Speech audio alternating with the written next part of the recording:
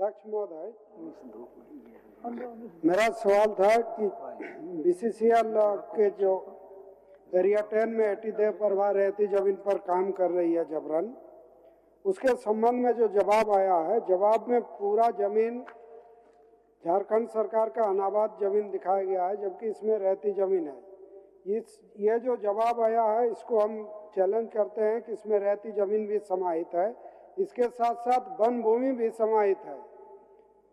और ये 119 एकड़ 45 एकड़ ही नहीं है, 45 ही नहीं है, इसमें और जमीन है।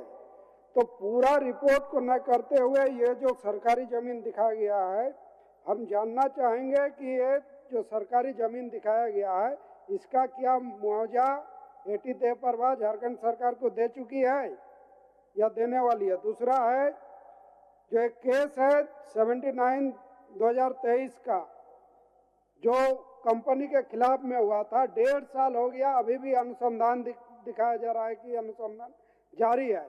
और वहाँ के लोगों पर केस होता है तो 3 दिन से 1 सप्ताह के अंदर उसको जेल में डाल दिया जाता है। यह अनुसंधान कब तक चलेगा? माननीय मंत्री जी।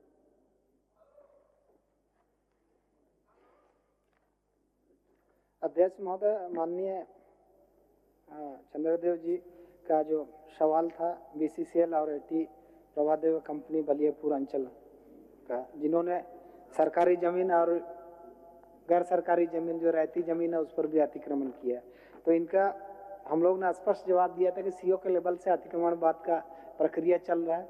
और जो 79 24/12/2023 को इनके खिलाफ प्राथमिकी दर्ज कराई गई थी थाना में, उस पर हमने रिव्यू किया था एसपी लेवल पे। एसपी ने इस पर सूचना दिया है कि अंचल अधिकारी से जो जमीन पर ओपी डंप किया जा रहा है उसका कितना सरकारी जमीन है और कितना रहती जमीन है, ये एसपी साहब ने उसका ये दस्तावेज मांगा है। दस्तावेज उपलब्ध होने पर जो है ना उस पर अविलंब ये चार्जशीट कर दिया जाएगा, यही एसपी साहब ने लिखित रूप से सूचना दी है। ये एसपी साहब ने इसको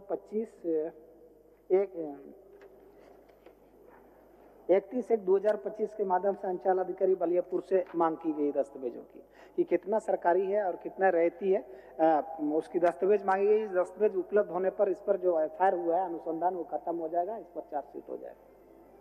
ठीक है माननीय सदस्य। मंत्री ये जो अनुसंधान चल रहा है, ये चंद्रदेव जी कुछ बोल रहे हैं आपका, बोलिए।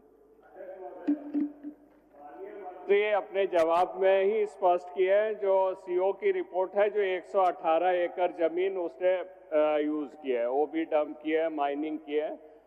तो माननीय सदस्य का प्रश्न है, जो क्या 118 एकड़ जमीन यूज करने से पहले क्या सरकार के खाते में उतने पैसा जमा किया वो कंपनी ने? एक तो ये। द्वितीय है, जो रैयतों की जमीन 1 एकड़ नहीं करीब 65 से 70 एकड़ है।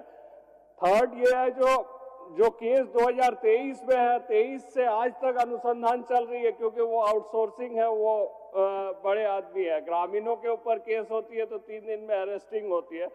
क्या वो केस में जो भी चीजें हैं वो 15 दिनों के अंदर या 1 महीना के अंदर वो खत्म करेंगे? एक तो ये है। और 118 एकड़ जमीन का अगर पैसा जमा नहीं किया तो उसका इंटरेस्ट सहित जमा करे और तत्काल कार्रवाई हो। माननीय मंत्री जी। अध्यक्ष महोदय, ये तो गंभीर मसला है। माननीय आरूप चटर्जी जी ने जिस बातों को उद्धृत किया है कि इसमें जो जमीन का उपयोग कर रहे हैं, क्या सरकार को उसका मुआवजा या उनका लगान दिया है या उनका शुल्क अदायगी किया, ये पहला मामला था। और इतना दिनों से अनुसंधान चल रहा है, 1 साल से भी अधिक हो गया उस पर कार्रवाई। तो एसपी साहब से रिव्यू में उन्होंने चिट्ठी देकर कहा है कि यदि सीओ साहब इसके दस्तावेज उपलब्ध करा देते हैं तो 1 माह के अंदर में इस पर जो है ना चार्जशीट माने अंतिम रिपोर्ट जाएगा और इस पर कार्रवाई निश्चित होगी। और इस बात को भी मैं दिखवा लेता हूं कि ये कितने एकड़ जमीन है वो सरकारी और रैयतों की। यदि उसका रिपोर्ट सही आ जाता है तो इसका सरकार उच्च स्तरीय निर्णय लेगी ताकि उस कंपनी को उतना सरकार को राजस्व देना पड़ सकता है या उस पर कार्रवाई निश्चित होगी।